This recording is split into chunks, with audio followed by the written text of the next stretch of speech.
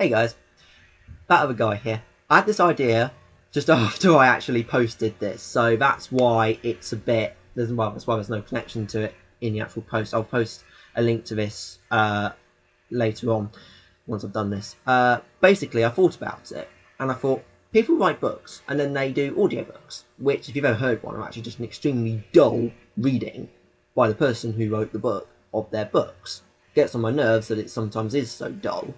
But then it made me think, well, I'm quite dull, and I am. So why don't I do a really, really dull reading of my reviews? That way, if you can't be bothered to read it, you could just watch this. Or, if you can be bothered to read it, then you could read it while listening to this. Or maybe you could read it and then listen to this. Because in this reading, I'm also going to probably go off on a tangent. That's just the way I talk. It's just the way I am. Thank you, Asperger's. So let's do this. I've recently reviewed Star Trek Into Darkness. I apologise that the camera's moving and everything. It's just that I've got my laptop on and so I'm going to stable around because I'm on my bed. Because I'm that unprofessional. I am so crap at this. But so are the people who do recordings anyway. If you can hear music, that's my sister down there. I'm not endorsing that music, by the way. No way whatsoever. I've asked her to keep it down. So if you can clearly hear that, I am very sorry. I'm not endorsing it in any way. I'm not being paid to have that played in the background, so don't get angry. Anyway, so the intro, as usual, is completely unrelated to the post. It's just me saying, hello, I'm back. I know I've said that about 1 billion times to you guys. I really am sorry about that. I've had so many problems trying to get these reviews out. You have, well, actually, probably some of you have an idea, I don't know. But, oh, I've been busy, so busy. And quite frankly, that hasn't changed much, to be honest. But I'm devoted now to try and live my life. So this is something I'm doing as part of that. The reason why this review didn't come out when the movie came out, because we were going to do it, was because Benny and me had a discussion, and somehow from that discussion, I was sort of waiting for Benny to do it because I thought he would, and I thought he'd do a good job of it. And he was waiting for me to do it because in our discussion he sort of said for me to do it, and then I went off and did other things, and so it never got done. I do apologise for that. But anyway, here we go. Star Trek Into Darkness is the second in, hopefully, a series of redone Star Trek movies based on the characters of the original series in an alternate reality to what happened to them first time round, as explained in the first movie. If you haven't watched the first movie and you have a clue what I'm on about, go look in a trailer somewhere, it'll explain it, I'm sure. Star Trek Into Darkness should have just been called Star Trek. Attention all Trekkies, we have a surprise that'll blow your minds! With the wink face. Or it could have just been called Khan, really. That would have got people in seats. That so would have got people in seats. But no, they gave it a completely unrelated title, and I think they did a good job of keeping the surprise that it was all about Khan very, very quiet. So good job to them. That's very hard to do this day in Hollywood. What did I think? I loved it. Unabashedly loved it. I thought it was an amazing job as a remake of the original Wrath of Khan. And yeah, remake. I know a lot of people have bashed this movie for being too much like the original in too many places, saying the alternative shit from the first movie gave them the poetic license to sort of basically do whatever the hell they wanted. I disagree. I don't think it did. The fact it's an alternate reality does give you a lot of free reign, but it's still the same people. They're still roughly doing the same storyline. They made that clear in this movie that that's the route they want to take, and I think that's a good idea. And that's because, sorry, I was just scrolling there. That's because if they had deviated from the story of Khan and introduced him in some completely original, different way, the first people who would have said the original was better would be the die-hard Trekkies.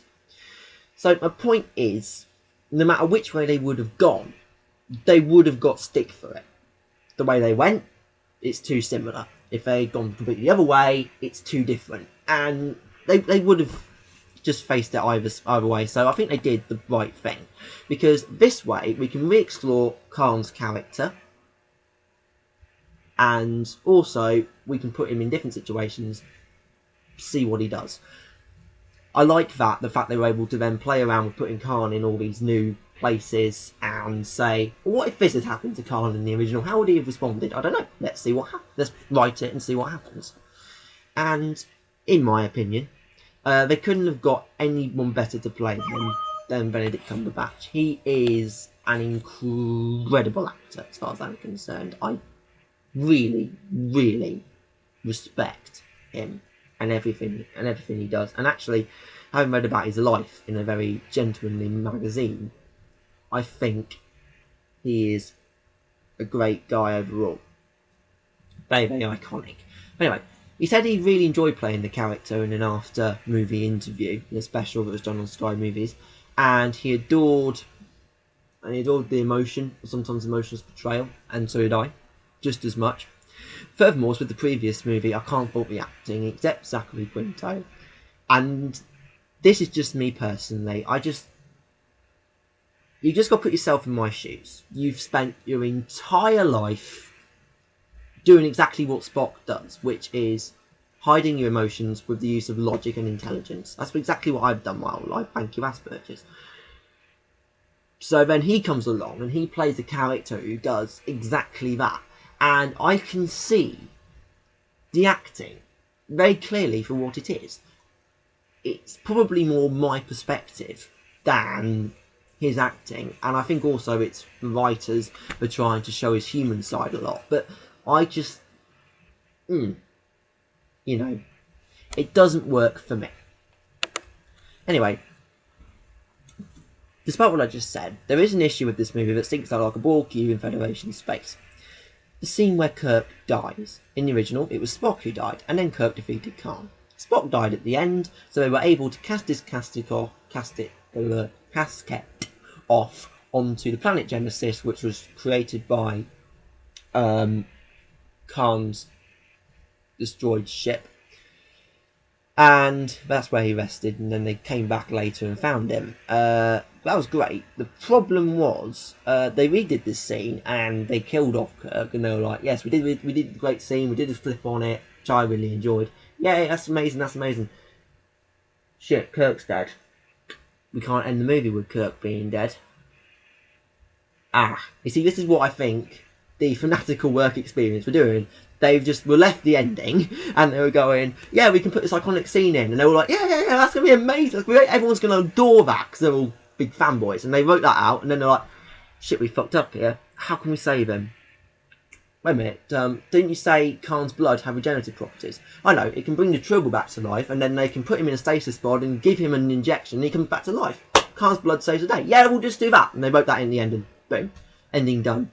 And it's just, I wish they hadn't, because it feels so rushed, it feels unprofessional, it screams bad planning. I found that actually in a lot of movies these days they find it very difficult to get an ending right by what I consider being a good ending, but this just did a particularly bad job. And the actual scene itself, the fact they copied the other scene, the original, almost word for word, almost movement for movement. Lazy? Was it lazy? I guess that depends on how big a fan you are. If I was a humongous fan, like they were when they wrote it, I would have been geeking out and proper sitting in my chair, mouthing the words along. I would have. But I'm not. I'm just not. So for me, it is a bit lazy. That's just me. Another problem I have with this movie, and this is something I picked on immediately, first time I watched it in the cinema, humongous problem, is his death of Admiral Pike. It's a very, very touching death for the people on screen. Kirk's crying, Spock's touched, it's a big scene, a lot of emotion. I'm sitting there, no. I was so disappointed by that death. I honestly think if they had done it later, if they had done it by Admiral Marcus killing him, murdering him in cold blood when he starts figuring out what's going on, making Admiral Marcus a much more hated character, that would have been good. And also then I think it would have made his death much more meaningful in a way. It would have made his death more important to me, and I would have enjoyed it. Plus, it would have been later in the movie when I actually become emotionally invested in the movie. It was far too early for me to start tearing up. We're only like, what, 20 minutes in? I'm not going to start getting the hankies out 20 minutes in. It's just not what I'm going to do. So, wrong time to have his death, as far as I'm concerned. Other than that long list of flaws, I loved it. I loved the CGI, loved how it had the camera effects, loved everything. Glare was a bit overused, it's annoying, it gets in your eyes. Other than that, loved it. And 8 out of 10. Outstanding. Because it does. When it's on my... You can't see this as off camera, but when it's on my big shelf of DVDs, as soon as I walk in and I sit down and I look at those DVDs, it just almost shines with that silvery, glary light right in my eye, and that's why it's outstanding. It just catches my eye without even having to be on the screen. Just that glare. So yeah, and that was my first of many recordings of reviews, which I'm doing. Tell me if you like it, tell me if you want me to keep doing it. I don't know. Well, it's your thing. This is for you. Other than that, I don't think there's anything else for me to say. So this is that other guy signing.